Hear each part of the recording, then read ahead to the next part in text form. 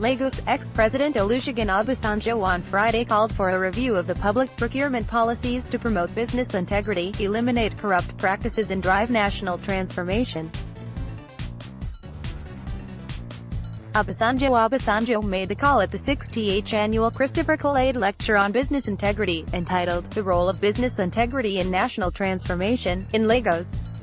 The lecture was organized by the Convention on Business Integrity Ltd, an anti-corruption, research and advocacy organization concerned with issues of accountability and transparency in public and private sector. He said that the country's procurement process probably construed the largest source of leakage. According to him, awards of contracts, supply, service contracts and others are usually loaded with provisions for bribes and kickbacks.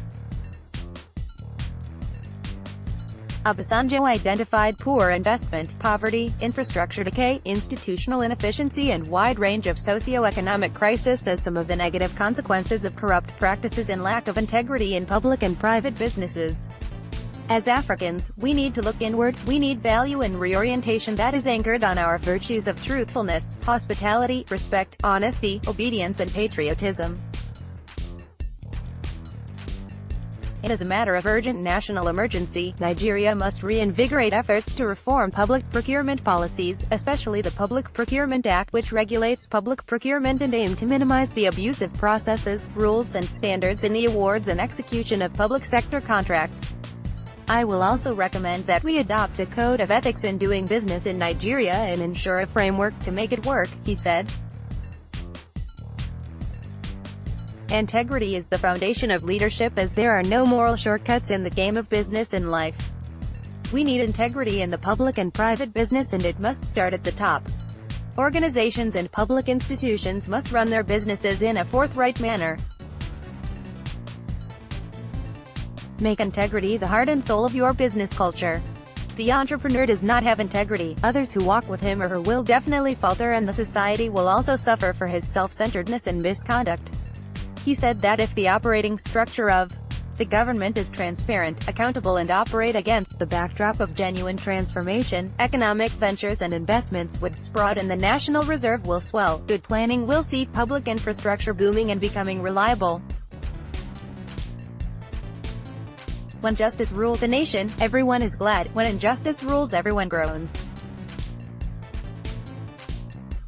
Show me a righteous ruler and I will show you a happy people and a wholesome society, noted.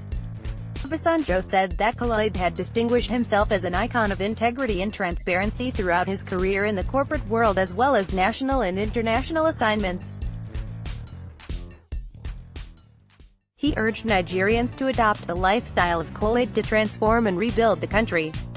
Also, Dr. Christopher Kolade, a former Nigerian High Commissioner to the UK, urged Nigerians to uphold the virtue of integrity in their dealings to make Nigeria a better country. This kind of gathering gives us the encouragement to believe that no matter the difficulties, there is hope that things can be better. God has created in us the capacity to practice integrity, to know right from wrong and to choose right over wrong. Although there is a cost or a price to pay for that moral courage to do what is right and stand for what is right, even when you are standing alone. But there is a rebuilding of the spirit in you that makes you feel stronger to face whatever is coming. I encourage us to always uphold integrity, doing what is right, because if you do what is wrong, someone is going to pay a price they do not need to pay. And if many of us are not very pleased with where we are now as a nation and we want to see genuine national transformation, we need to persevere in doing what is right. Upholding integrity is a lifelong race because in the end, not only does it do you some good personally, but that is the best contribution to the building of the nation, Kolade said. In her address, Mrs. Olusegun Obasanjo, chairperson, Governing Board of Integrity, said that lack of integrity had a grave human and future cost. Lack of integrity, which is driving corruption in our country, is an issue we must overcome, not just for our businesses but also for our nation. We cannot give up. We have a country to build and a future to secure for our children. This is why we are having this lecture. As organizers of this event, we are committed to carrying on the legacies of Professor Kolade, who has helped to build many credible institutions in the country, she said. Nan.